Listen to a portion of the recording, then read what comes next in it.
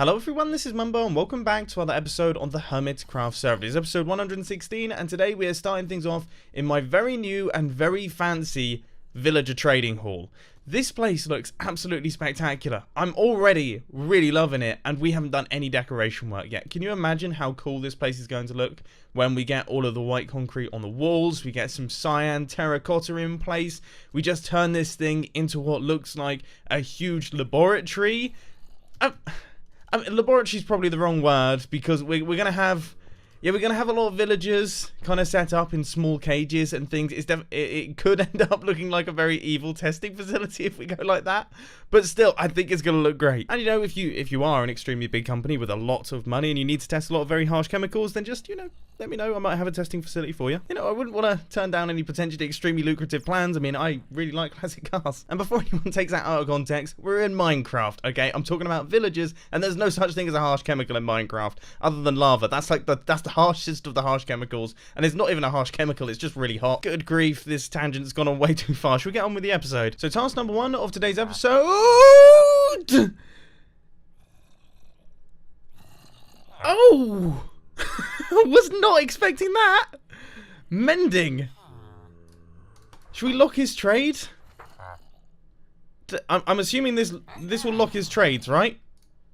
It won't just lock the bookshelf trade. That'll be really annoying. Although we do need bookshelves, so it is kind of handy. This is now our god. We have a mending villager. What on earth? So let's be very careful here. I've just crafted up another lectern, so that should act as his point of interest when he makes his way over there. Oh, I was meant to replace these. Oh, no! That scream continued for far longer. I had to cut it short. Well, I guess you live and you learn, don't you? So, yep. Okay, so we had solid blocks. We had solid blocks above our villagers. And that meant that as the villager fell down, they took a tiny, tiny bit of damage. But it was just enough to kill off our little mending villager. Which is a real shame. Real shame. Iskal has zero sympathy for me. He also just totally lampooned me. For anyone who wants to read that conversation, I would suggest it. Pause the video. Yes! Yes! Oh, brilliant. Okay. Let's be real careful here. Break that, get books, buy mending book. And now make sure that he doesn't die. That's the important part. That's where we struggled last time. And actually, watching back the clip, it looks as though the redstone block is what did it. So I'm going to be careful here, and I'm actually going to remove the redstone blocks and pop them out manually. So here goes. Okay, he's dropped through. Okay, he's continued. Oh, that was not smooth. But he is in. That is not too shabby either, my friends. Silk Touch Villager. And it's not even a bad emerald trade. We'll be able to get that straight down to 1 emerald with probably 1 zombie attack. Please don't die. Please don't die. Please don't die. Please don't die. Please don't die. Please don't die.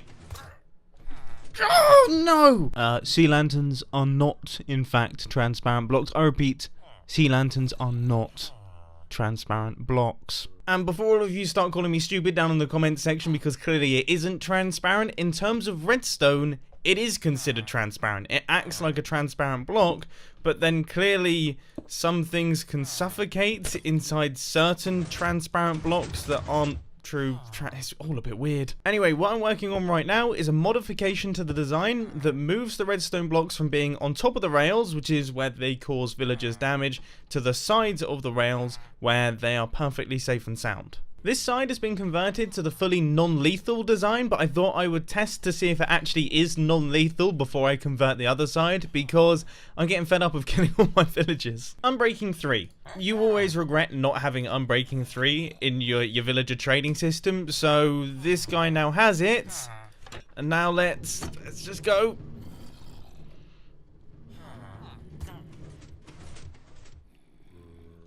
That was fluid. That worked. He still crashed into something. I don't fully understand how he took any damage there.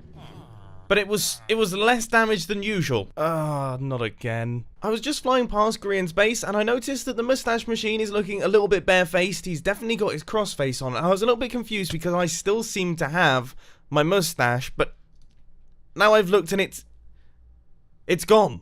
My mustache has disappeared. And that has me confused as to how the mustache machine works, because I realized that when we've removed my mustache all the time in the past, I have been near to the mustache machine as we've activated it. But clearly, there must be some form of radius around this thing where it detects where I am and then removes it from my player. But what's interesting is that it gives a mustache straight away, which means that as long as I don't get too close to it, at any point in time, there could be 2 Mumbo mustaches on the server. One on my face and one elsewhere. I wonder if there's something that we could do with that. Maybe we could make it more than 2. Maybe we could duplicate my mustache thousands of times over throughout Hermitcraft. If there's a way, I'm definitely going to find it, and I'm definitely going to do it. Anyway, let's get back to business, shall we? What I'm going to do is I'm going to do a 1-hour session of moving villagers over into my villager trading area and getting them set up with trades and things. And you know what? I think it's best to do it in a time lapse. Or not, as the case may be. My villagers kept dying still, but I have worked it out, finally. The issue is actually this solid block right here. The villager would pop out of the minecart, they would hit their head on this solid block, that's where they'd be taking damage. So I've come up with a new design, which is this one right here, where no damage can be taken, and it's already got its first villager. Silk Touch. Nice. So let's change all of the modules once again. We may have a slight situation on our hands.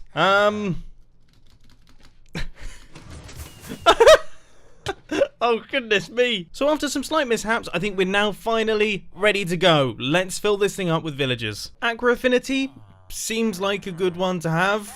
Wouldn't you agree? Yeah, I would definitely agree. Off you go into the system. And look! No damage taken! Yes! That is the one that I've wanted.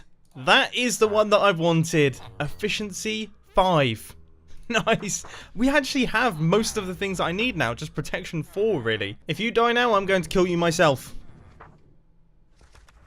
What did I have to worry about? We've engineered this to perfection. Respiration 3. Yes, please.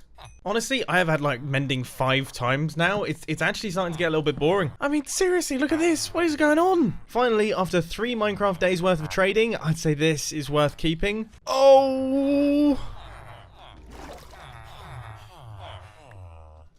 Good grief, that could have been way worse than it actually was. Creeper explosion. It blew up my dispenser, which is a bit frustrating. Oh, but it looks like we got that back. But I was expecting all of those villagers to just be unleashed into the water. Would you say this one's worth keeping? Looting I think it's one of those things I would regret not having if I don't go for it. Plus we have 40 spaces. Let's do it. Knockback 2. Another one I feel like we would regret if we didn't get. This guy has blast protection 4.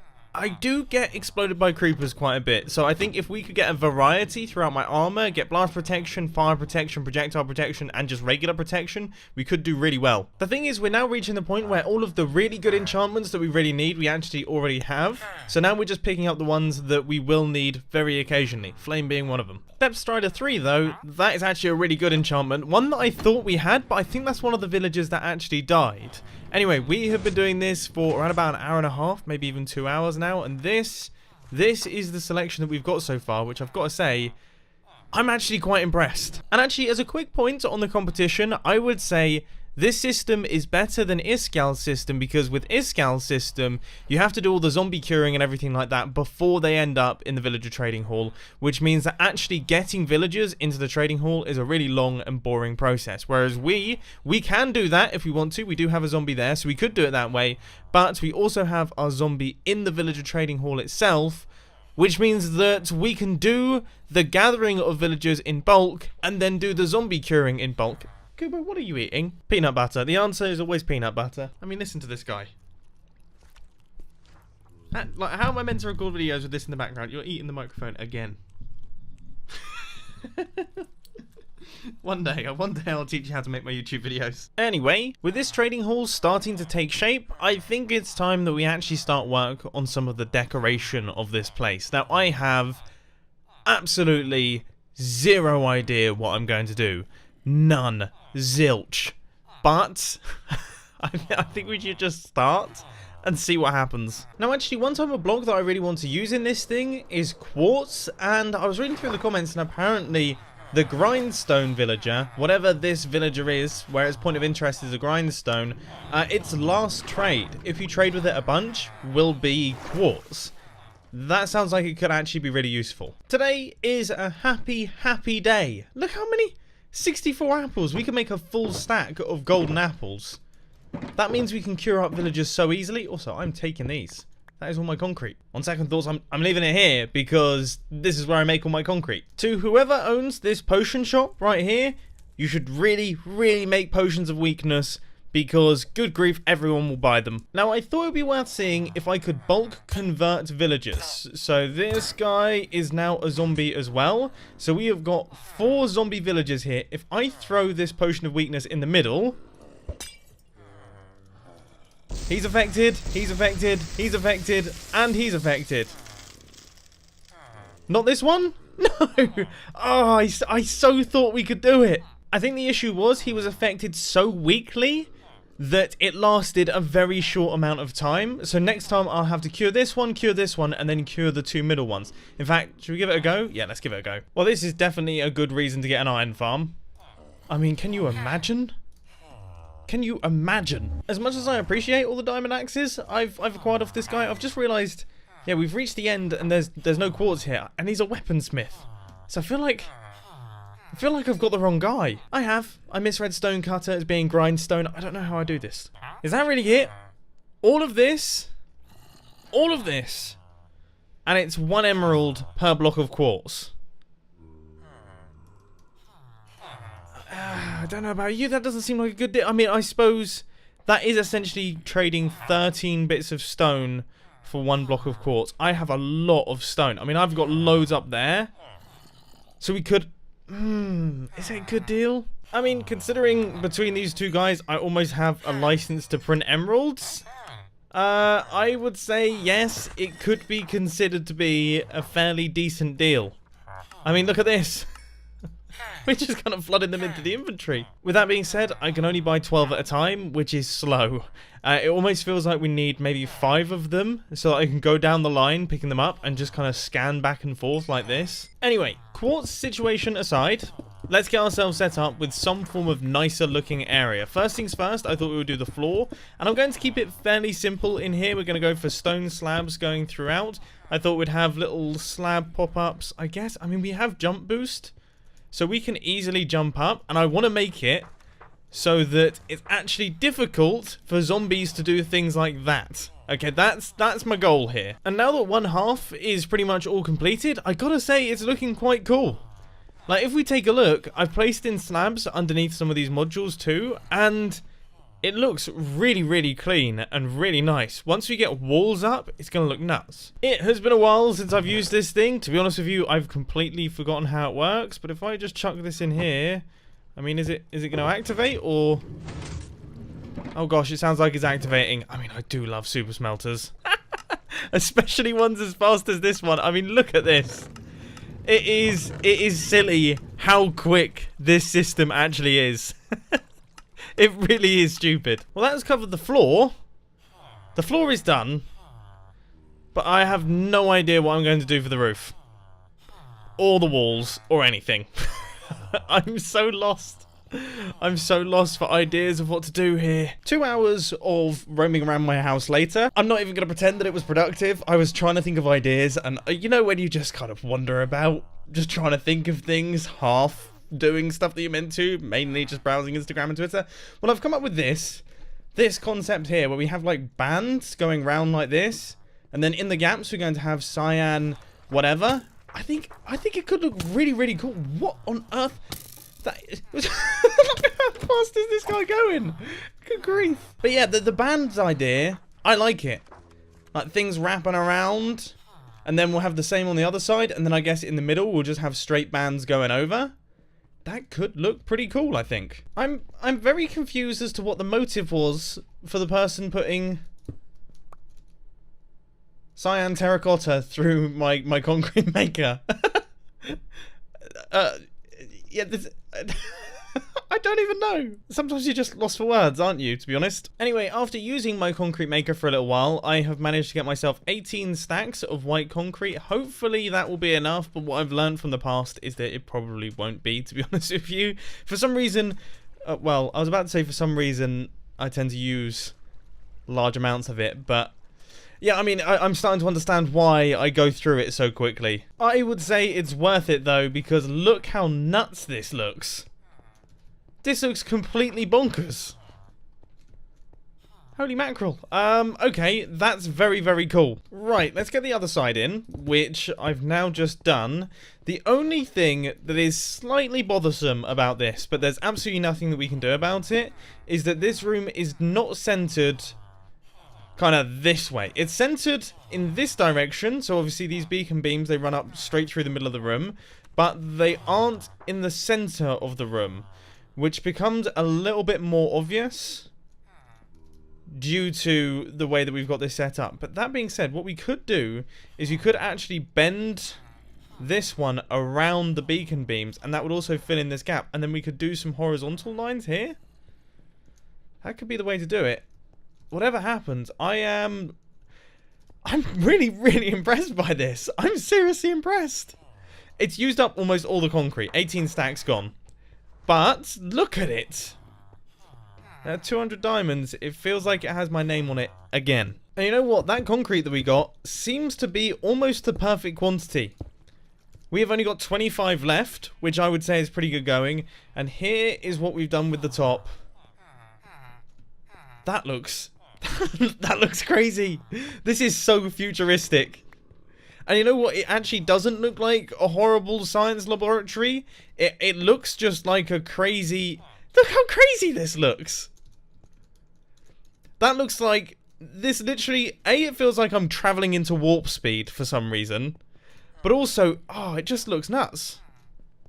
I am so happy with all of the structures that we've created for this villager setup here. I love the villager breeder that we did on the outside. I even quite like the minecart track. Really simple, really nice. And then this is quite the build.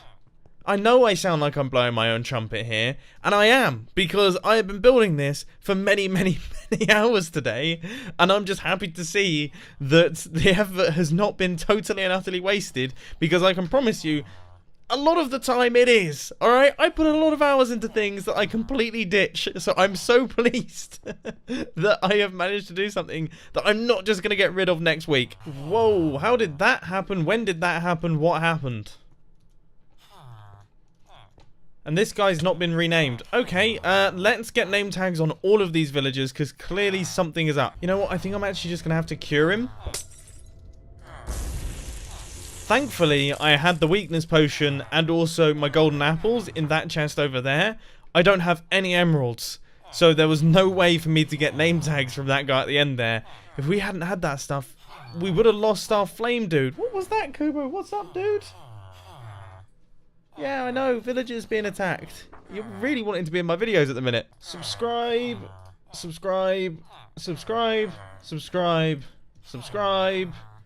Subscribe, but not in capitals. Subscribe, but not in capitals. Subscribe, subscribe, and then I have one left, so maybe I could rename him Subscribe. I'm not really sure. Either way, the reason that we do that, just in case you're wondering why I'm renaming all of these villagers, because obviously the villagers don't despawn. The issue is, if a zombie gets into the system, which none of this is particularly spawn-proof right now, if a zombie gets into the system and then converts one of these guys into a zombie, if they're not renamed, that zombie can despawn. That's a problem. We're going to start losing villagers there. So that's why I've renamed all the villagers. So when they get transformed into a zombie, they still stay renamed. And then when I convert them back into villagers, they actually have cheap trades. So it's kind of almost a win when they actually get converted into the zombies. Anyway, that, I would say, is everything for today's episode. We've made a bunch of progress today. It's been a lot of fun. I'm feeling really good about this project, and I hope you are too. But anyway, I hope you enjoyed, and I'll catch you in the next video. See ya. Or not, as the case may be, because it's outro time. I have zero idea what I'm going to talk about today. Well, other than that, I got a new plant. It's on my desk. I think it's dying though. I'm not sure. I have a mister, like a water mister here, and I spray it occasionally, but it's right next to my monitor, so I don't know what's going to die first, my monitor or my plant. I've spoken for too long.